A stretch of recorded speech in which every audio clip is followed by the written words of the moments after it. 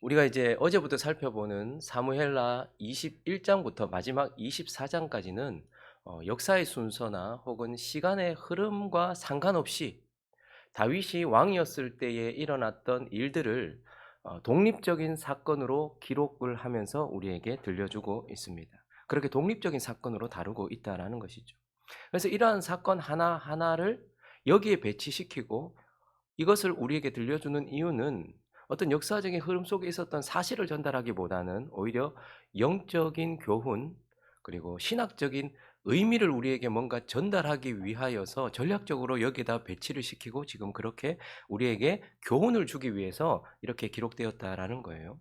어제는 사울의 7 아들이 죽임을 당하는 그렇게 사울의 7 아들을 죽였던 다윗을 통해서 예수 그리스도가 어떤 분인지, 예수 그리스도는 언약 아래 있는 자들에게 생명과 삶을 주시는 분이다라는 것과 속죄를 통하여서 우리의 정죄를 죄책을 제거하시는 분이다라는 것을 사울의 7 아들이 죽는 사건을 통해서 우리에게 말씀해 주었습니다. 이제 오늘 본문은요. 또 다른 사건이 어제 살펴봤던 사건과 완전히 달라지고 언제 이 일이 있었는지에 대해서는 정확하게 알 수 없지만 어쨌든 다윗의 초창기 시대에 있었던 사건인데 블레셋. 근데 특별히 블레셋에는 어떤 사람들이 있어요? 거인들이 있었고 그 4명의 거인이 다윗의 용사에 의하여서 제거되고 넘어지는 장면을 우리에게 보여주고 있습니다. 어제는 사울의 아들의 죽음을 보여주더니 오늘은 블레셋의 거인들이 죽는 장면을 보여주고 있는데 하나님은 도대체 또 전혀 다른 이 사건을 여기에다가 배치시켜 놓고 우리에게 블레셋 4명의 거인이 다윗의 용사에 의하여 죽임당하는 이 사건을 통해서 무엇을 말씀하려고 하시는지 오늘은 또 그것을 찾아보려고 합니다. 먼저 어쨌든 이 사건도 이스라엘의 왕 다윗이 어떤 왕인가라는 것을 우리에게 보여주고 있거든요. 그래서 이 이스라엘 왕 다윗은 블레셋을 제거하는 왕이다라는 것을 보게 됩니다. 블레셋을 제거하는 왕이다. 자, 오늘 본문 한번 살펴보겠습니다. 16절에 보니까요. 어제처럼 형식이 그렇습니다. 큰 1번이 있고 작은 1. 1에 1-1이죠. 그러니까 이스라엘의 왕 다윗은 어떤 자인가? 그래서 블레셋을 제거하는 왕이다. 라고 이렇게 얘기하는데 16절을 한번 보십시오.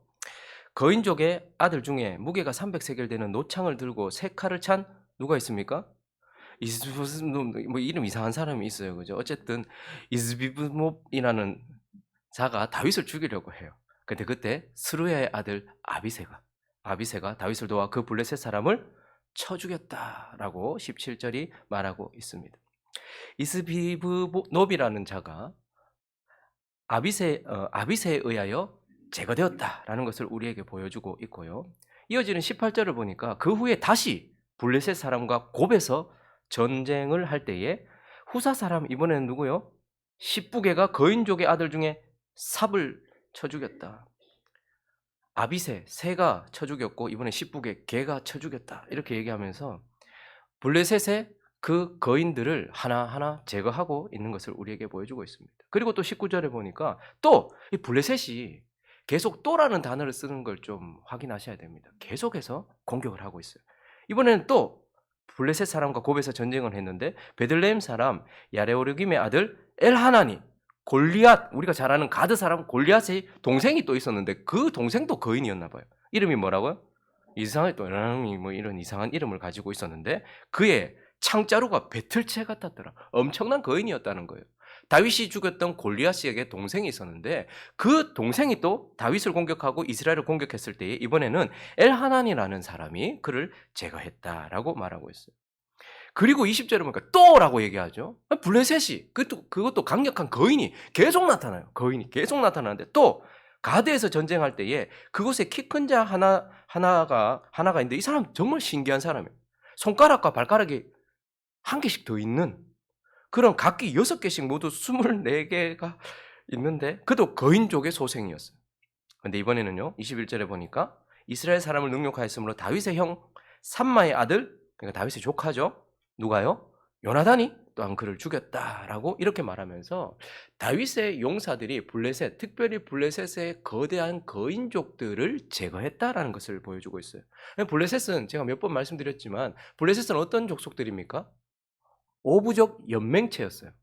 가드, 가사, 아스돗, 아스글론, 에그론 이렇게 오부족이 연맹을 해서 역사하는 족속이었습니다. 그리고요, 그 당시는 전부 청동이었거든요. 죄송합니다. 그런데 이 블레셋은요, 철기를 가지고 있었어요. 거기다가 오늘 본문을 보니까 이들은 철기만 가지고 있어서 강력한 게 아니고 거인들도 있어요. 그러니까 얼마나 강력합니까? 그래서 이 블레셋이 오부족으로 연합해서 철기를 들고 거인들과 함께 이스라엘을 공격하는, 그래서 이스라엘 역사 가운데서 가장 강했던 자 누굴까요? 우리 세 번째 팀 이름 삼손. 삼손을 무너뜨린 자들이 블레셋입니다. 그리고요, 이스라엘이 역사 가운데서 하나님의 나라를 확연하게 드러냈을 때 첫 번째 기름 부음 받았던 왕 누구요? 사울이 누구한테 죽습니까? 블레셋 전투에서 죽어요. 그러니까 블레셋은 이렇게 하나님의 백성들에게 강력하게 역사해서 무너뜨리는 그런 대적이었는데, 오늘 본문이 다윗은 어떤 왕이냐? 다윗은 이러한 블레셋, 이 블레셋의 거인들, 강력한 족속들을 다윗의 용사들을 통하여 제거하는 왕이다라는 것을 우리에게 말씀해 주고 있습니다. 자, 그리고 이스라엘 왕 다윗은 블레셋을 제거하는 왕이기도 하지만 오늘 본문이 또 다른 그 다윗에 대한 정보를 주고 있는데, 그것은 바로 이스라엘의 등불을 지키는 왕이다라고 말하고 있어요. 이스라엘의 등불을 지키는 왕. 오늘 17절을 한번 보시면 스루야의 아들 아비새가 매우 신학적이고 매우 영적인 그러한 말을 해주고 있는데요. 17절을 읽어보겠습니다. 시작. 스루야의 아들 아비새가 다윗을 도와 그 블레셋 사람을 쳐 죽이니 그때에 다윗의 추종자들이 그에게 맹세하여 이르되 왕은 다시 우리와 함께 전장에 나가지 마옵소서, 이스라엘의 등불이 꺼지지 말게 하옵소서 하니라. 아비새가, 그리고 이스라엘 사람들이 다윗을 향하여서, 그 왕을 향하여서 이스라엘의 등불이 꺼지지 말게 해주십시오라고 이렇게 말하고 있습니다. 그런데 여기서 말하는 등불이라는 단어는 네르라는 단어인데요, 이 단어는 출애굽기에도 나오고 그리고 레위기에도 나오고 구약에 많이 나오는데 대부분 어디에 나오냐 하면 하나님의 성전, 하나님의 성막 안에 있는 거룩한 불, 그 등불을 상징할 때 쓰는 단어예요. 그래서 레위기 24장을 가보실까요? 찾아보십시오. 레위기 24장 1절부터 4절까지 보시면 이 네르라는 단어가 여기에 쓰여지는데 구약 성경 184페이지입니다.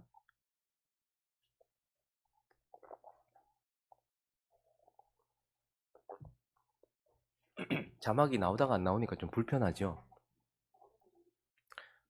저는 불편한데. 1절부터 4절까지 찾으셨습니까? 읽어보겠습니다. 시작. 여호와께서 모세에게 말씀하여 이르시되 이스라엘 자손에게 명령하여 불을 켜기 위하여 감람을 찌어낸 순결한 기름을 내게로 가져오게 하여 계속해서 등잔불을, 여기서 등잔불이 지금 여기서 이스라엘의 등불이 꺼지지 말게 해주십시오라고 했던 그 네르라는 단어와 같은 거예요. 등불을 켜둘지니 3절부터 계속 있습니다. 아론은 회막안 증거계 휘장 밖에서 저녁부터 아침까지 여호와 앞에 항상 등잔불을 정리할지니 이는 너희 대대로 지킬 영원한 규례라. 그는 여호와 앞에서 순결한 등잔대 위에 등잔들을 항상 정리할지니라. 여기에 쓰인 단어가 네르라는 단어예요. 여기 딱 꼽아 놓으시고 또 나중에 또 한 번 더 찾을 거니까요. 꼽아 놓으시고. 그래서 이 성막 안에 있었던 꺼트려서는 절대 안 되는 이 등불은 뭘 상징하는 걸까요? 이 등불이 켜져 있다는 것은 생명이 있다, 하나님이 주신 생명이 있다라는 것을 상징하기도 하고, 무엇보다도 하나님의 임재를 상징하는 거예요. 그래서 절대 꺼트리면 안 된다. 이 불은 꺼트리면 안 된다라고 말했던 불, 하나님의 임재요, 하나님의 생명을 상징하는 것. 그런데 오늘 이 아비새와 이 이스라엘 백성들이 다윗을 향해서 당신은 이스라엘의 등불입니다, 이렇게 말한 거예요. 동시에 당신은 이스라엘의 등불을 지키는 자입니다. 하나님의 임재를 지키고 하나님의 생명을 지키는 자입니다. 그러니 당신은 이걸 지켜서 전장에 이제 나오지 마시고 이스라엘의 등불을 지켜주셔서 그것이 꺼지지 않도록 해주십시오라고 말하면서 다윗은 자신을 통해서 이스라엘의 등불을 지키는 자다라고 이렇게 말하고 있는 거예요. 자, 이 본문을 통해서 다윗이 어떤 왕이라고요?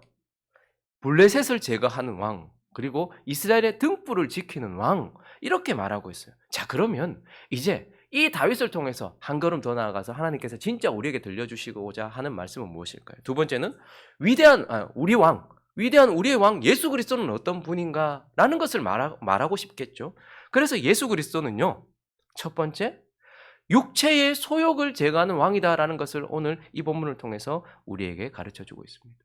다윗은 블레셋을 제거하는 왕이었어요. 그런데요, 우리 주 예수 그리스도는요, 육체의 소욕을 제거하는 왕이다라고 말씀하고 있는 거예요. 여러분, 제가 블레셋을 어떤 의미가 있는 족속인지 말씀드렸잖아요. 그렇게 말씀드린 이유는 이 블레셋이 영적으로 어떤 의미가 있고 어떤 대적인가를 보여주기 위한 것이었어요. 블레셋은 오부족 연합체, 연합해서 역사하는 그러한 대적입니다. 그런데 우리도 5개가 연합해서 역사하는 것이 있죠. 시각, 후각, 미각, 청각, 촉각, 이 5개의 오감을 통해서 역사하는 그 무엇, 그리고 철기를 들고 있고 거인족을 소유하고 있는 것처럼 강력하게 역사하는 그 무엇. 그래서 삼손이 여자를 향한 육체적 쾌락, 혹은 사울이 자기 이름을 드러내려고 했던 그러한 것들, 이러한 죄를 상징하는 것이 무엇일까요? 육체의 소욕을 말하는 것입니다. 블레셋은 육체의 소욕을 상징하는 대적인 것입니다. 이스라엘이 넘어지는 이유 중에 하나는 구원을 받았음에도 불구하고 하나님의 백성들이, 성도들이 넘어지는 것들은 오감을 통해서 강력하게 역사해서 쾌락을 쫓아가게 만들든지, 나 자신, 영이신 하나님이 아니라 육인 나를 드러내려고 하는, 이 나를 드러내려고 하는 그런 육체의 소욕, 이것이 계속해서 성도들을 무너뜨리고 넘어뜨리거든요. 그런데 다윗이 블레셋을 제거했던 왕인 것처럼 우리 주 예수 그리스도는요, 블레셋이 상징하던 육체의 소욕을 제거하시는 왕이다라는 것을 우리에게 말씀해 주고 있고, 또 하나, 두 번째, 이 우리 주 예수 그리스도, 우리의 왕 예수 그리스도는요, 우리 안의 등불, 즉 우리 안에 성령을 지키시는 분이다라고 말씀하고 있습니다.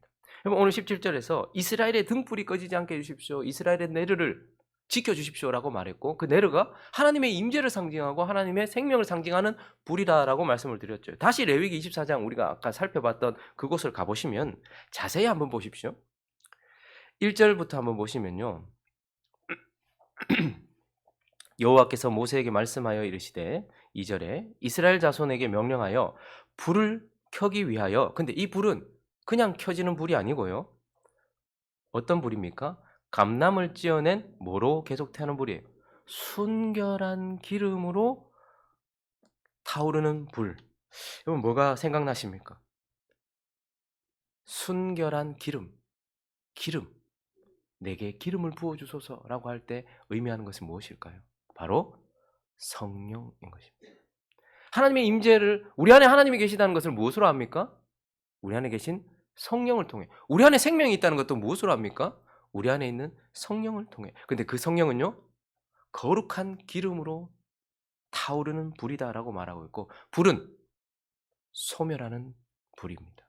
하나님의 불은 더러운 것들을 소멸하는 불, 거룩한 기름으로 타오르는 불, 더러운 모든 것들을 태우는 소멸하는 불, 누구를 말하는 걸까요? 성령을 의미하는 것이고, 우리 주 예수 그리스도, 우리의 왕 예수 그리스도는 바로 이 성령을 주시고 이 성령이 우리 안에서 꺼지지 않도록 지키시는 분이다라고 말씀하면서, 결론적으로 이 모든 말씀을 통하여서 다윗을 통하여, 다윗의 용사들이 블레셋을 제거하고 거인들을 제거하는 이 사건을 통하여 다윗이 어떤 자인지를 말하면서, 결국 예수 그리스도는 우리 안에 성령을 주시고 우리 안에 성령을 지키셔서 그 성령을 통하여서 어떻게 해요? 우리 속에 있는 육체의 소욕을 태우고 제거하시는 왕이다라는 것을 우리에게 말씀해 주고 있는 것입니다. 그래서 갈라디아서 5장을 가볼까요? 16절과 17절을 한번 읽어보겠습니다. 갈라디아서 5장 16절과 17절, 신약성경 309페이지입니다.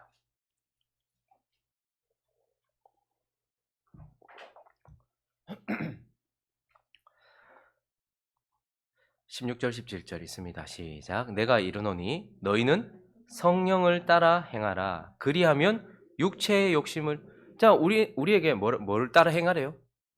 그 성령을 따라 행하래요. 그럼 성령을 따라 행하지 않으면 뭘 따라 행하게 될까요? 육체의 욕심을 따라 우리는 둘 중에 하나예요. 독립적으로 서 있을 수 있는 존재가 아니에요. 사람은 육체의 욕심을 따라가든 아니면 성령의 소욕을 따라가는 둘 중에 하나다. 그래서 17절 있습니다. 시작. 육체의 소욕은 성령을 거스르고 성령은 육체를 거스르나니 이 둘이 서로 대적함으로 너희가 원하는 것을 하지 못하게 하려 함이니라. 하나님이 없는 사람들은 오직 한 방향으로만 가요. 육체의 소욕을 따라가요. 삼손처럼 육체의 쾌락을 따라가든 사울처럼 자기 자신을 높이는 자기 육을 추구하든 그 둘 중에 하나예요. 그런데 우리가 구원받음으로써 우리 주 예수 그리스도께서 우리 속에 뭘 두셨다? 등불을 두셨어요. 성령을 두셨어요. 그래서 우리는 둘 중에 하나예요. 우리 속에 있는 성령을 쫓든 아니면 우리 안에 아직 남아있는 육체를 쫓든 둘 중에 하나인데 우리 주 예수 그리스도는 우리 속에 성령을 주시고 이 성령을 계속해서 지키셔요. 아론과 다윗이 등불이 꺼지지 않도록 지켰던 것처럼 예수 그리스도는 우리 속에 성령이 사라지지 않도록 우리 속에 성령이 떠나지 않도록 우리 속에 성령을 두시고 지키십니다. 그리고 나서 지키기만 하는 게 아니라 그 불이 믿음으로 거기에 우리 자신을 들이면 육체의 소욕을 제거한단 말입니다. 그런데 우리가 믿음으로 육체의 소욕이 아니라 성령을 따라가지 아니하면 육체의 소욕이 또 우리를 제거하는 거예요. 계속해서 그렇게 되는 거예요. 그래서 아까 전에도 보셨듯이 또 다시 계속해서 강력한 블레셋이 계속해서 우리를 집어삼키려고 해요. 그때마다 이것을 이길 수 있는 세상 사람들은 절대 육체의 소욕을 이길 수 없습니다. 오직 그리스도인들만 믿음으로 가능해요. 왜요? 우리 힘이 아니고 우리에게 성령을 주시고 그 성령이 역사하기 때문에. 그래서 그 불이 이 더러운 육체의 소욕을 제거하는 것이죠.